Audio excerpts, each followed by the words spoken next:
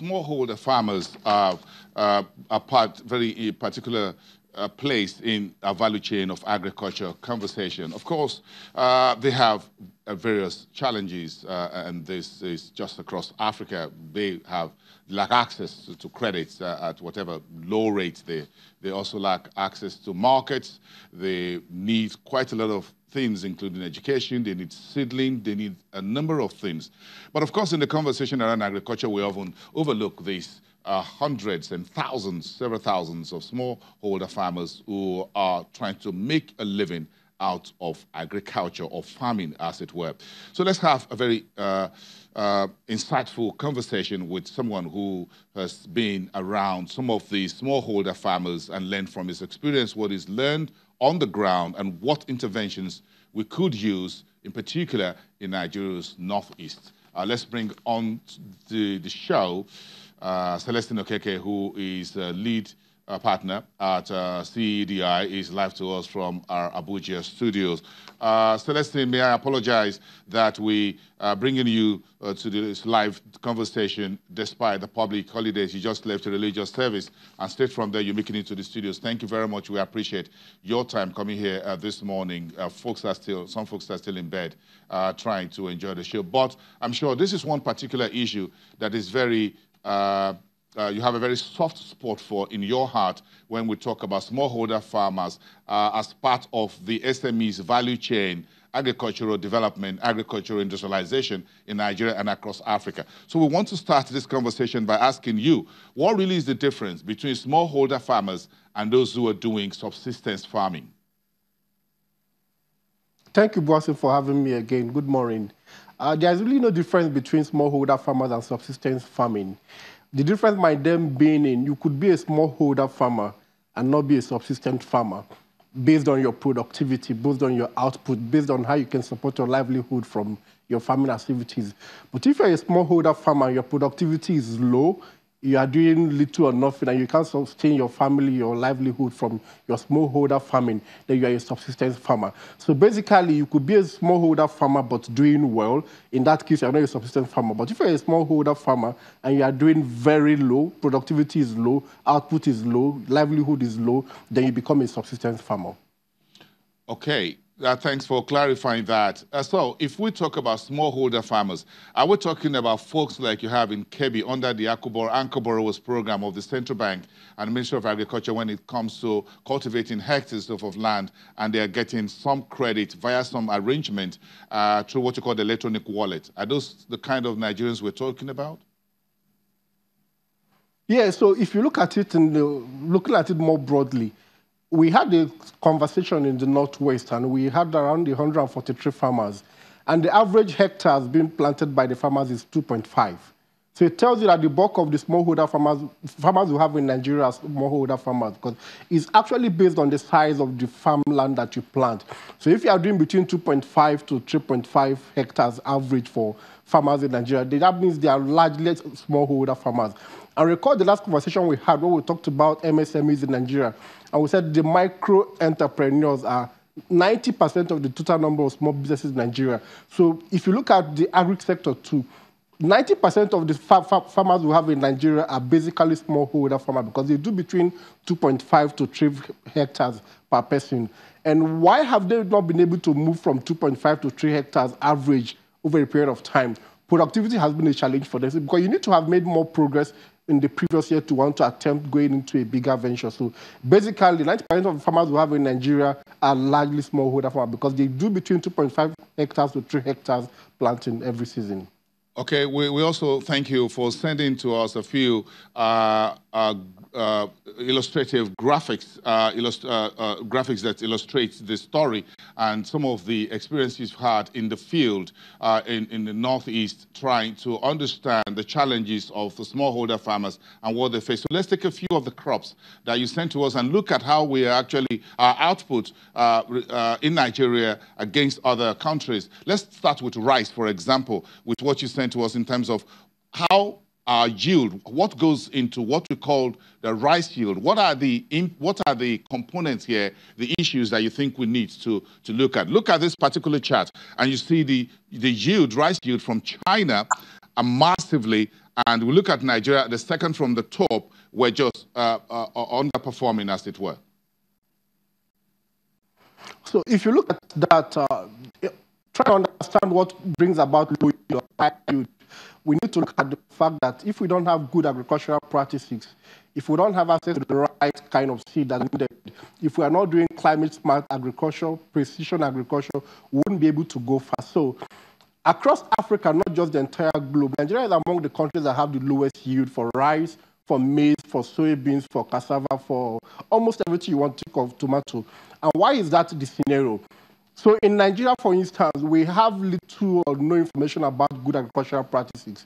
At the Ministry of Agriculture, they said they are working on that for Nigeria, which is called GAP.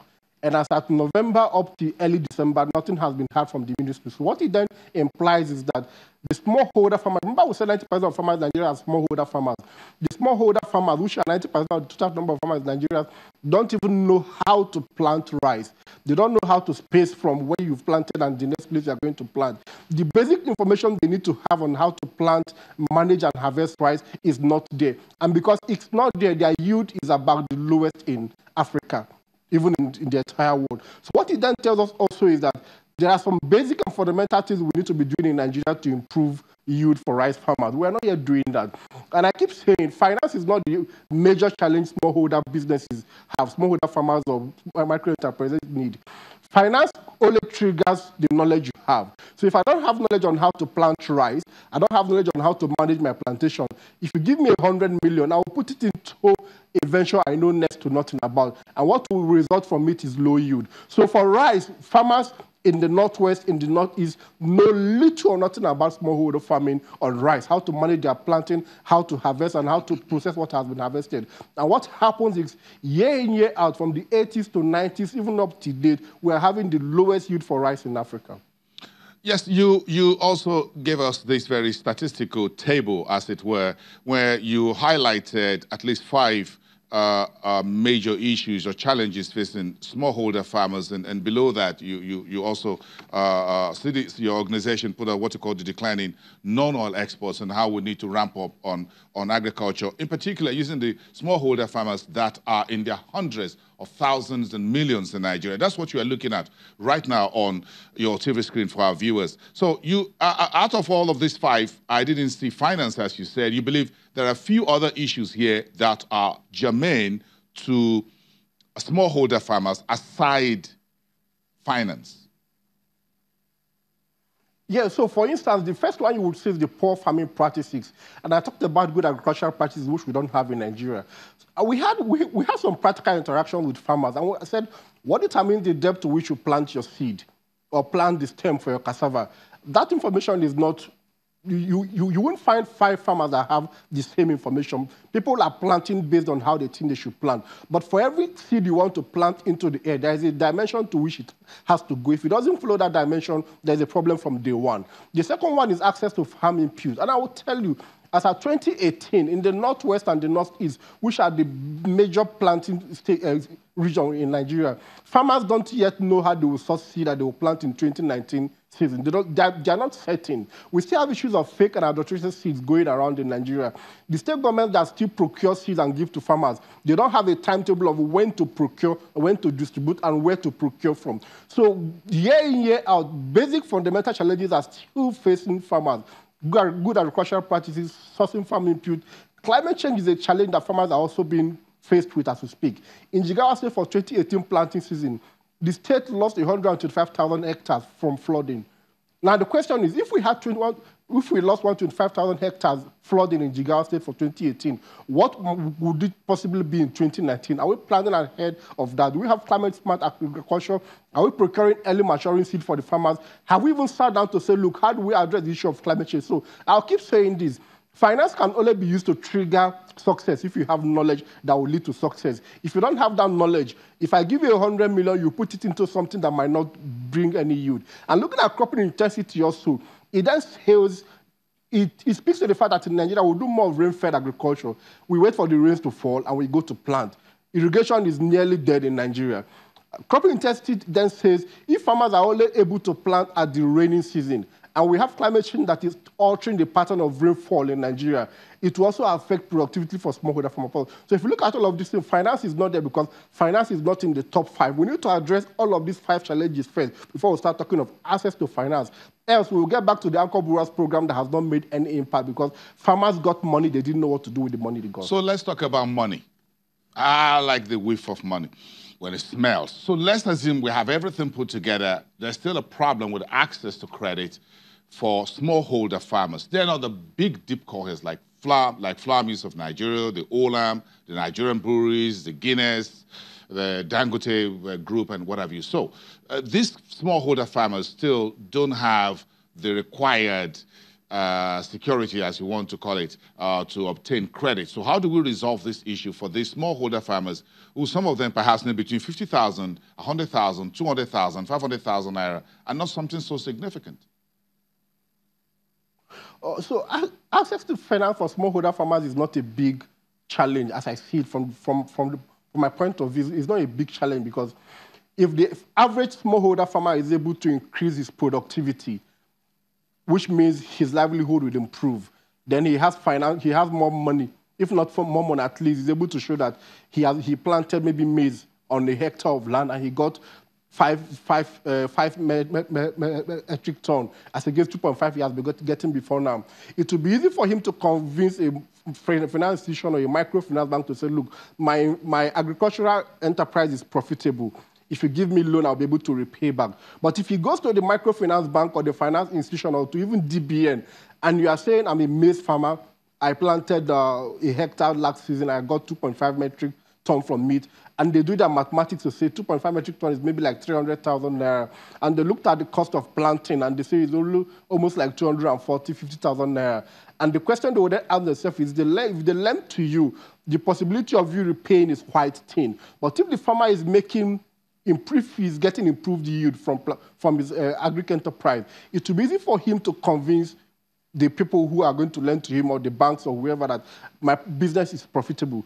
So access to finance can be addressed if we address the fundamental challenges, because the Anchor Brewers program went with a mix of finance and input. But what then happened? You give farmers input they are not able to utilize optimally. You give them seeds that are not even the right seed they need to plant. And at the end of the time, when they finish planting, it's either they're getting low yield or they get no yield at all. Whatever you have invested in them, Anchor Brewers program invested tens of billions. And as at June, they were already saying farmers were not able to repay back the loan. So if the commercial bank is sitting by the sideline and he knows that Anchor Brewers program put in 10 billion, for instance, and farmers are not paying it back, you wouldn't expect a commercial bank to throw money into the farmers. Okay. Except he finds a group of farmers that are able to say, look, we are doing well in what we are doing. Okay, Celestine, we will continue this conversation with you after the break. We need to find out from you what we need to do with our agric policy. For example, do we need to rejig our entire agric policy, for example? Then very important again, I heard that these days, some farmers could just sit at home and send drones to their farms, and they could just check if anyone is trying to steal their crops or anything is happening there. And they just use technology these days, and you can do it from the comfort of your bedroom. I want to know what role technology, innovative technology, will play for smallholder farmers, and if they can afford those technology to make things work. We're coming back to you after the break. Celestine Okeke, live from Abuja. Be back in 2, everyone. Stand by.